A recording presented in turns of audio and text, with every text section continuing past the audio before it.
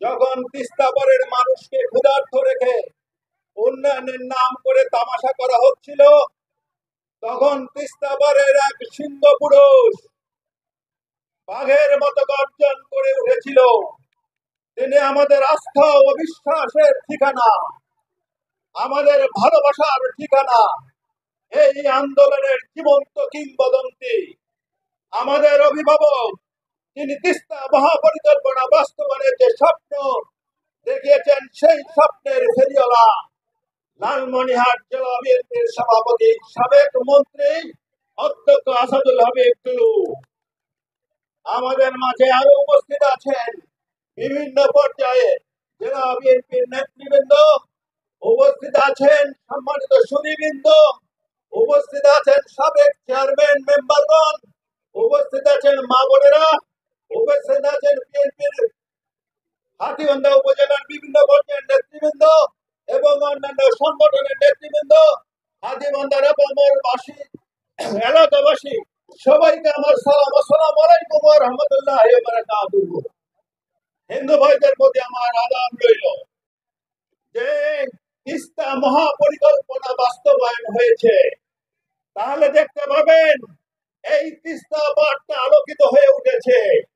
আমাদের হাতীবান্ধা উপজেলার 6টি ইউনিয়ন আলোকিত হয়ে উঠেছে। যারা আজকে দুঃখ দুর্দশায় পতিত হয়ে আছে, তাদের আর দুঃখ নাই। নদীর দুধারে বাঁধ হয়েছে, অসংখ্য শিল্প কারখানা স্থাপন হয়েছে, অনেক হোটেল মোটেল রিসোর্ট হয়েছে, যেখানে আমাদের ছেলেরা, যেখানে আমার মেয়েরা, যেখানে আমাদের ভাইয়েরা কাজ করছে, আমাদের মায়েরা কাজ করছে, যে বাবারা স্বপ্ন দেখছে যে ছেলেরা এখানে কর্ম করে এলাকাকে আলোকিত করে ফেলেছে। সেই স্বপ্ন যিনি দেখিয়েছেন, তিনি আমাদের মাঝে উপস্থিত। আমরা যে আন্দোলন গত ফেব্রুয়ারি মাস থেকে শুরু করেছি, তিস্তা মহাপরিকল্পনা বাস্তবায়ন না হওয়া পর্যন্ত আমরা কি ঘরে ফিরে যাব? এই আন্দোলন আমাদের প্রাণের আন্দোলন। এই আন্দোলন ছেড়ে ঘরে যাবেন?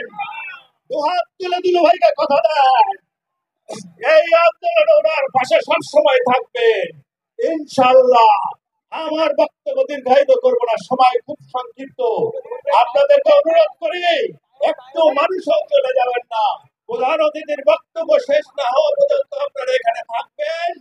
আমরা হাতীবান্ধার উন্নয়নের সঙ্গে থাকবো, আমরা হাতীবান্ধার বেকার সমস্যার সমাধানের জন্য থাকবো, আমরা আমাদের মা বোনদের কর্মক্ষেত্র তৈরির সঙ্গে থাকবো, আমরা আগামীতে ইনশাআল্লাহ ধানের শীষের সঙ্গে থাকবো।